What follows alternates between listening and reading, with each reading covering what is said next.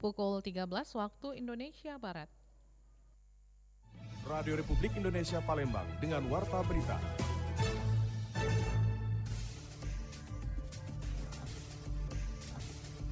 Selain pemberantasan 3C, penanganan illegal drilling menjadi perhatian khusus Kapolda Sumatera Selatan yang baru. Memperingati Hari Kesaktian Pancasila, berbagai pihak menyoroti pentingnya menanamkan nilai-nilai Pancasila dalam kehidupan bermasyarakat.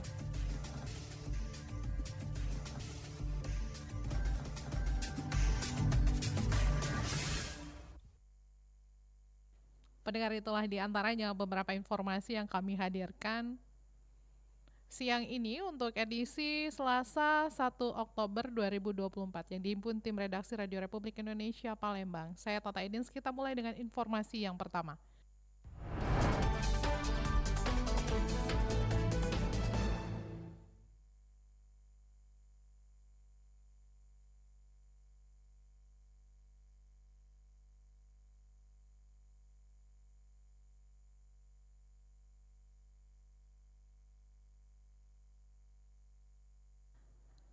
Kami sampaikan berita pertama, selain pemberantasan 3C, penanganan ilegal drilling menjadi perhatian khusus Kapolda Sumsel Irjen Andi Rian Riyacudu Jayadi. Penanganan kasus ilegal drilling di Sumatera Selatan, khususnya di Kabupaten Musi Banyu Asin, menjadi perhatian khusus Kapolda Sumatera Selatan Irjen Pol Andi Rian Riyacudu Jayadi. Pernyataan ini disampaikan usai melepas Komjen Pol Albertus Rahmat Wibowo di Mapolda Sumatera Selatan Senin 30 September. Irjen Pol Andi Rian menyatakan akan melakukan pencermatan dan penelitian mendalam mengenai penanganan ilegal drilling di wilayah Sumatera Selatan. Menurutnya, potensi Sumatera Selatan cukup besar, tinggal bagaimana pengelolaannya dengan tepat dan benar. Minyak ilegal apakah kita ini nanti secara khusus nanti saya akan cermati dulu, saya akan pelajari. Nah, tentu salah satu potensi kalau saya lihat ini menjadi potensi Sumatera Selatan sebenarnya. Tinggal bagaimana pengelolaannya supaya benar. Ya.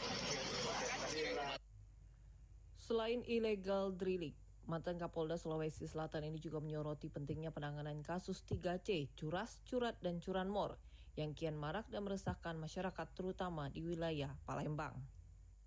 Bahkan, menurut Kapolda akan dilakukan penebalan personil sebagai upaya antisipasi terhadap titik-titik lokasi yang perlu dilakukan. Kapolda juga meminta doa restu dan dukungan dari semua lapisan masyarakat Sumatera Selatan agar ia dapat mengemban amanah sebagai Kapolda dengan baik dan lancar. RRI Palembang, Nova Ariana melaporkan, terus mengudara untuk Indonesia. Realisasi serapan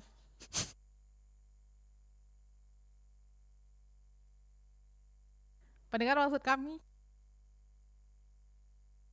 realisasi serapan pajak bumi dan bangunan Kota Palembang masih belum mencapai target di akhir masa jatuh tempo. Bapenda setempat mencatat serapan PBB baru mencapai 83,75%. Realisasi serapan pajak bumi dan bangunan atau PBB Kota Palembang belum mencapai target yang telah ditetapkan. Hingga batas jatuh tempo pembayaran pada tanggal 30 September 2024 kemarin, Badan Pendapatan Daerah Kota Palembang mencatat realisasi serapan belum mencapai 100%.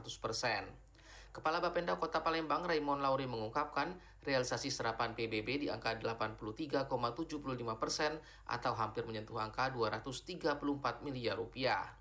Dengan batas jatuh tempo ini, maka para wajib pajak yang belum membayar akan dikenakan denda keterlambatan. Ya, alhamdulillah ini batas pada hari ini 30 September 2024, artinya batas akhir jatuh tempo, yang mana untuk realisasi per 30 September ini capaiannya 83,75%. Jadi untuk realisasi 83,75%, hampir 234 miliar. Untuk diketahui, serapan PBB Kota Palembang pada tahun 2023 mencapai 239,1 miliar rupiah. Penerimaan PBB diperkirakan masih akan terus bertambah hingga akhir tahun. Terkait wajib pajak yang belum membayar karena SPPT PBB yang belum keluar, maka bisa berkoordinasi dengan kecamatan, kelurahan, RW dan RT setempat atau langsung ke kantor Bapenda Kota Palembang. Riana Pridani melaporkan. Memperingati Hari Kesaktian Pancasila, berbagai pihak menyoroti pentingnya menanamkan nilai-nilai Pancasila dalam kehidupan bermasyarakat.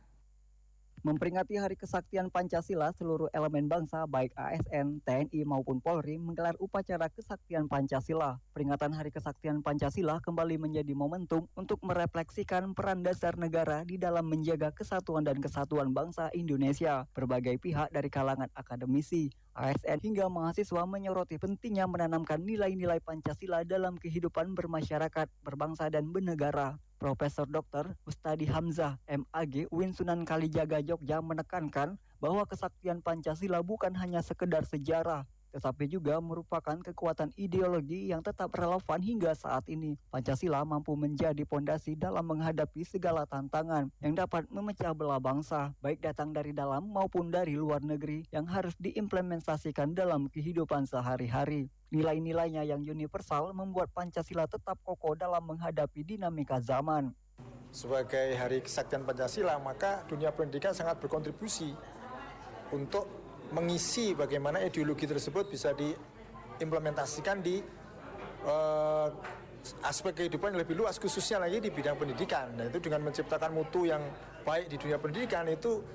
Pernyataan serupa disampaikan oleh Darbi, seorang pegawai ASN di Palembang. Menurutnya Pancasila berperan sebagai pilar yang mempersatukan seluruh elemen bangsa dalam menjalani tugas-tugas pemerintah. Setiap aparatur negara harus menjunjung tinggi dan mengamalkan nilai-nilai Pancasila dalam tugas dan pelayanan publik. Pancasila adalah panduan dalam menciptakan pemerintahan yang adil, transparan, dan berpihak pada kepentingan rakyat. Dengan perayaan kita terhadap hari lahir Pancasila ini, kita lebih mengedepankan dalam mengimplementasikan nilai-nilai Pancasila dalam kehidupan kita dalam bekerja di kantor pastinya. Jadi kelima Pancasila tadi kalau bisa.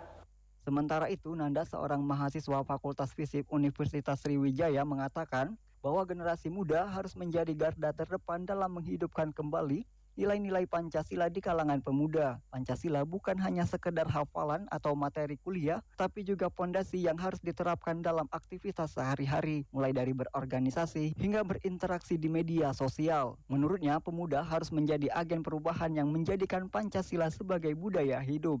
Melalui peringatan Kesaktian Pancasila itu kita bisa mengenang lagi nilai-nilai yang ada pada sila-sila untuk nantinya dapat kita terapkan dalam kehidupan sehari-hari. Peringatan Hari Kesaktian Pancasila harus dimaknai dengan momentum untuk merevitalisasikan pesan Pancasila sebagai panduan ideologi agar generasi muda dan seluruh elemen bangsa tidak melupakan jati diri Indonesia. Dengan mengamalkan nilai-nilai Pancasila, bangsa Indonesia diyakini akan tetap kokoh dan bersatu menghadapi tantangan global di masa depan. Dari Palembang, Sumatera Selatan, Muhammad Irfan, Pro 3 RRI terus mengudara untuk Indonesia.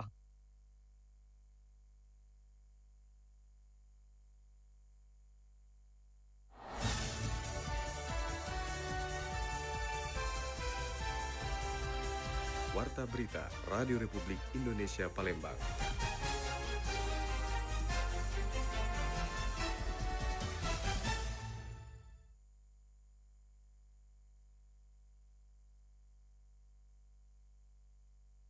MUBA Expo 2024 disambut antusias ribuan warga mendukung pertumbuhan UMKM lokal.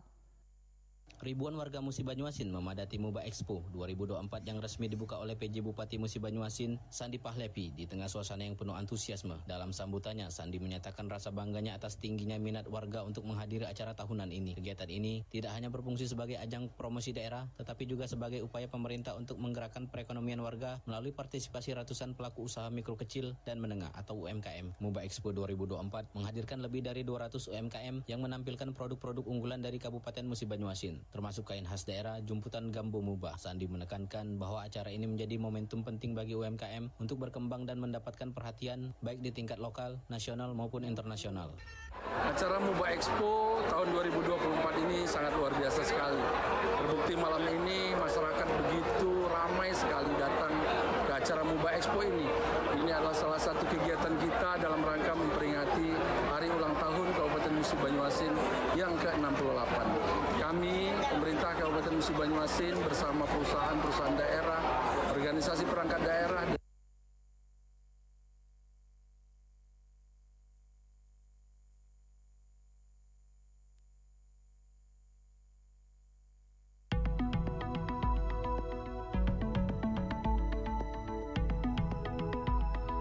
pendengar, informasi tadi sekaligus mengakhiri Warta Berita siang ini. Informasi lainnya dapat Anda akses melalui website kami di rri.co.id. Kami juga membuka ruang aspirasi bagi Anda untuk menyampaikan sejumlah persoalan dan peristiwa yang berada di sekitar Anda melalui line WhatsApp dan juga SMS di 0821 7927 9090. Wakili kerabat kerja yang bertugas, saya Tata Edins mengucapkan terima kasih atas perhatian Anda. Selamat siang.